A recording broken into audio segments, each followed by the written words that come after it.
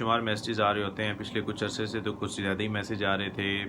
لوگ پوچھ رہے ہوتے ہیں کہ کیا ہو رہا ہے، حکومت آ رہی ہے، حکومت جا رہی ہے، بزدار آ رہا ہے، جام کمال جا رہا ہے، محمود خان جا رہا ہے. تو بہت ایشوز ہیں کیونکہ اتحادیوں کی بہت گڑبڑ تھی پچھلے کچھ عرصے سے. تو میں نے سوچا کہ سب کو رپلائی دینے کے لیے ایک آپ کی ویڈیو ہی بنا دوں. اور بیسیکلی اب ایشو یہ ہے، اتحادیوں کا ایشو یہ ہے. سب سے پہلے جو ہماری گورنمنٹ سے اتحادی الگ ہوئے ایم کیو ایم، تو جو ایم کیو ایم کا ایشو ہے دیر از اے نو ایشو. اس کو ایشو ویسے ہی ایک فضول میں بنایا گیا ہے، ایم کیو ایم کی طرف سے خود بنایا گیا. آپ سب لوگ ایم کیو ایم کا ٹریک ریکارڈ تو جانتے ہی ہیں. ایم کیو ایم ہمیشہ ایسی ہی سیاست کرتی ہے، وہ آپ کو بلیک میل کرے گی، مختلف پوائنٹس پہ بلیک میل کرے گی اور آپ سے ایکسٹرا چیزیں لینے کی کوشش کرے گی.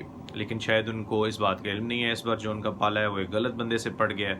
غلط تو نہیں، انفیکٹ اس بار ان کا پالا ہی ٹھیک بندے سے پڑا ہے جو ان کو بالکل لفٹ نہیں کرا رہا. اب ایم کیو ایم کی ڈیمانڈ کیا ہے؟ جو میڈیا کے سامنے وہ آ کے کہتے ہیں کہ ہمارے کراچی کا خیال کوئی نہیں رکھ رہا، ہمارے پروجیکٹس یہ ہو گئے، ہمارے پروجیکٹس نہیں بن رہے تو ہمارا کام کریں، ہمیں وزارتیں نہیں چاہیے، یہ نہیں چاہیے، وہ نہیں چاہیے.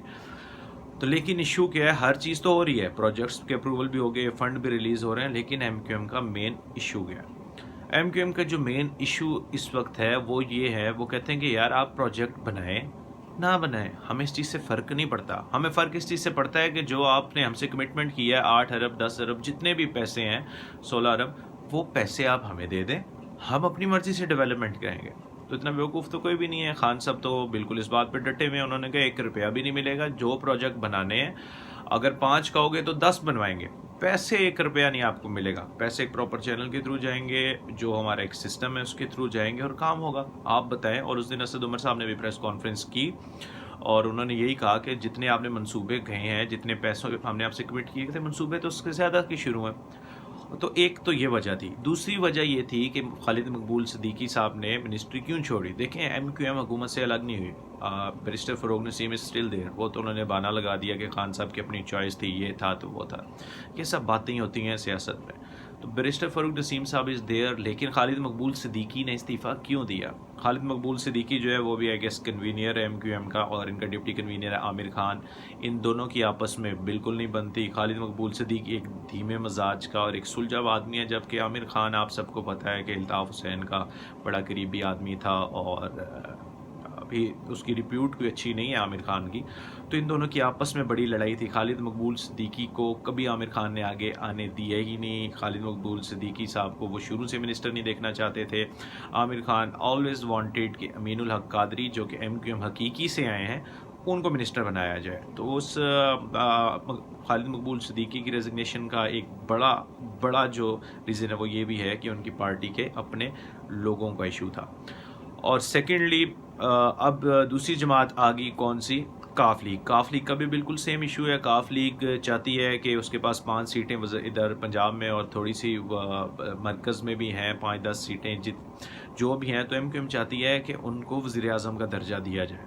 ایم کیو ایم سے اب خان صاحب پانی بھی مسلم لیگ کاف چاہتی ہے ان کو سارے اختیارات ان کو دیے جائیں. خان صاحب پانی بھی پئیں تو مسلم لیگ کاف سے پوچھ کے پئیں، خان صاحب سانس بھی لیں تو پوچھ کے لیں، خان صاحب جا رہے ہیں تو ملیشیا جا رہے ہیں تو ان سے پوچھ کے جائیں. مطلب ہر کام مسلم لیگ کاف سے پوچھ کے کریں. تو یہ پاسبل نہیں ہے.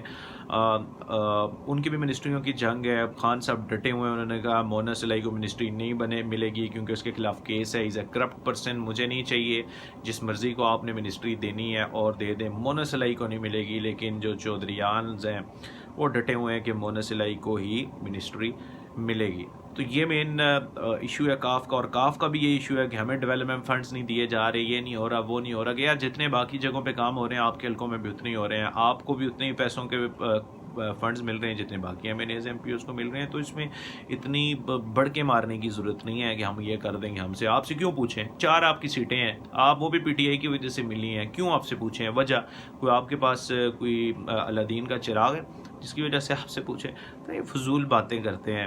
اور لیکن کاف لیگ والے کہیں پہ نہیں جائیں گے، ان کے پاس اور کوئی آپشن نہیں ہے. یہ بڑا ہمیں گنواتے ہیں کہ مولانا فضل الرحمان سے ہم نے بڑے مذاکرات کیے پی ٹی آئی کے لیے کیے. تو ہم پہ کوئی آپ نے احسان نہیں کیا. آپ جو ہماری سیٹیں ہیں جو آپ حکومت میں بیٹھے ہیں ہماری وجہ سے بیٹھے ہیں.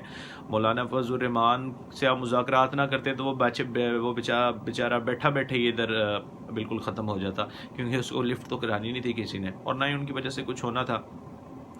تو انہوں نے جو مذاکرات کیے وہ ایک طریقہ کار ہے پرانے سیاستدانوں کا، مذاکرات کر کے میڈیا پہ آنا، اٹینشن گین کرنا، پھر پریس کانفرنسز کرنا، میڈیا ٹاکس کرنا، اور بس نیوز میں رہنا تاکہ اپنی ویلیو انکریز کر سکے. اس کا اس سے زیادہ اور کوئی مقصد نہیں تھا، اور نہ ہی مولانا فضل الرحمان کا دھرنا ہمیں افیکٹ کر رہا تھا. اس سے بڑی اور جو تھرڈ ہمارے اتحادی ہیں جی ڈی اے، جن کا ایشو بنا ہوا تھا جی ڈی اے کا، کہ ایشو ہے کیا بیسیکلی. جی ڈی اے کا ایشو کا جو ایشو ہے وہ تھوڑا سا جینون ایشو لگتا ہے. جو جی ڈی اے کے تحفظات ہیں وہ تھوڑے سے جینون رکھتے ہیں. جی ڈی اے نے کبھی یہ ڈیمانڈ نہیں کی کہ آپ ہمیں فنڈ دے دیں، یہ کر دیں وہ. جی ڈی اے کی ہمیشہ ڈیمانڈ یہ تھی کہ آپ اندرون سندھ میں کام کرائیں، ہم سے پوچھیں، آپ آگے خود دیکھیں، اگر آپ کو مناسب لگتا ہے آپ وہ کام کرائیں. اور یہ ڈیمانڈ ان کی پوری نہیں ہو رہی تھی. انفارچونیٹلی عمران اسماعیل جو ہے، اس میں عمران اسماعیل کا role was not very good. Imran Ismail جو ان کے تحفظات تھے وہ خان صاحب تک پہنچا ہی نہیں رہے تھے، اور عمران اسماعیل کے جو تحفظات، جو ان کو تحفظات پہنچے تھے، خان صاحب نے جس بندے پہ ٹرسٹ کیا دیٹ واز عمران اسماعیل، وہ خان صاحب تک پہنچ ہی نہیں رہے تھے. اور جب خان صاحب تک پہنچ ہی نہیں رہے تھے مسائل، تو انہوں نے حل کیسے ہونا تھا. ابھی کل خان صاحب نے ان کی اچھی خاصی ٹھکائی بھی کی ہے ادھر جی ڈی اے کے ساتھ میٹنگ میں پیر پگارا کے ساتھ، اور ان کو پیر پگارا کو یقین بھی دلایا کہ آئندہ سے آپ کے ساتھ جو ڈیلنگ ہے وہ اسد عمر خود کریں گے. تو جی ڈی اے کا بھی اتنا ایشو نہیں ہے. جی ڈی اے کی ہمیں نہیں جا رہی، جی ڈی اے ہمارے ساتھ ہیں. جی ڈی اے کو وزارتیں بھی ملی ہوئی ہیں، جی ڈی اے کو فنڈ بھی ملیں گے. خان صاحب نے بتا دیا ہے کہ آپ کے یہ جو جائز کام ہے یہ ہم پورے کریں گے. اور جی ڈی اے نے ہمیں ہمیشہ سندھ اسمبلی میں بھی سپورٹ کیا.